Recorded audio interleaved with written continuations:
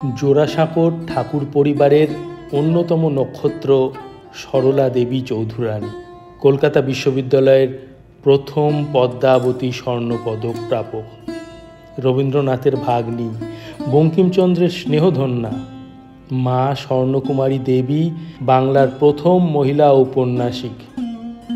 নিজে কবিতা লিখেছেন, গান লিখেছেন।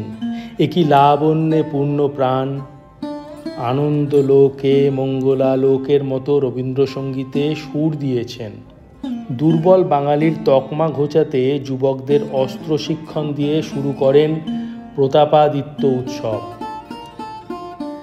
1919 সালে পাঞ্জাবে সরলার স্বামী রামভজ দত্ত চৌধুরীর বাড়িতে এলেন গান্ধীজি।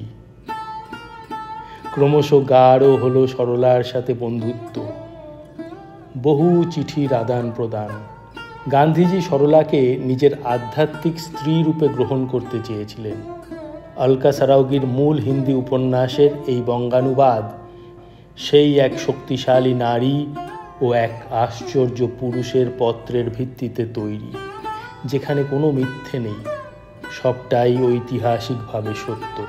ভাষা সংসদ থেকে বিতস্তা ঘোষাল দ্বারা প্রকাশিত বইটির জন্য আজই যোগাযোগ করুন।